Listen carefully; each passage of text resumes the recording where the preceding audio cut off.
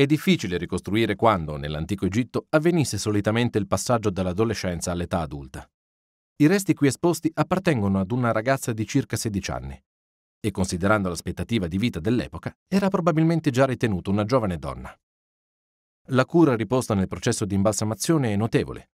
Gli organi furono asportati attraverso un'incisione sul fianco sinistro e nelle cavità toracica e pelvica furono inseriti involti di tessuto che potrebbero contenere gli organi stessi o essere semplicemente imbevuti di sostanze resinose.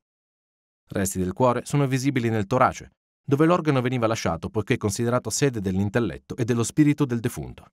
Il cervello è stato completamente rimosso, come d'abitudine, attraverso la cavità nasale.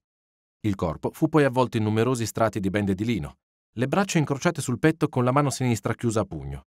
Infine, fu avvolto in ampi lenzuoli e il volto ulteriormente protetto da una maschera funeraria dipinta.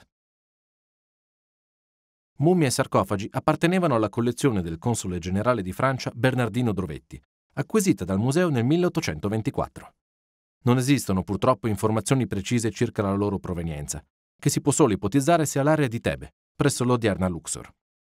Analisi stilistica e datazione al C14 ci dicono però che mummie e sarcofagi risalgono in realtà a periodi distanti tra loro quasi 300 anni.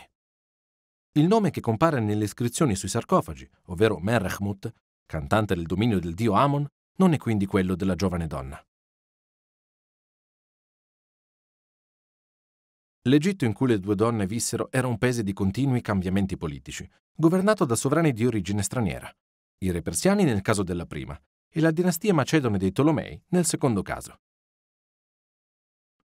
Nella Tebe del V secolo a.C., all'epoca di Merrechmut, fulcro della vita cittadina erano la gerarchia sacerdotale e l'amministrazione delle istituzioni religiose della vasta necropoli sulla riva ovest del Nilo. Nel secondo secolo a.C., l'epoca della giovane donna anonima, Tebe era ormai un centro religioso di secondaria importanza e fu teatro di una prolungata ribellione contro i sovrani tolemaici.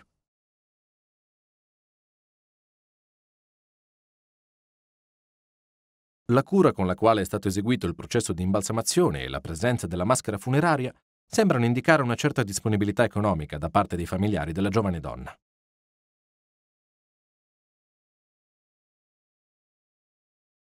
Potremmo pensare che anche lei, come la proprietaria originale dei sarcofagi, sia stata una cantante del dio Amon, ma l'assenza di dati ulteriori rendono ogni ipotesi riguardo alla sua vita e alla sua professione un semplice esercizio di fantasia.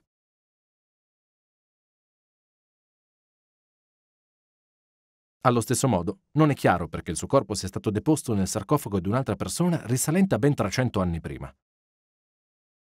Una possibilità è che mummie e sarcofagi siano stati associati nell'Ottocento, per aumentarne il valore commerciale.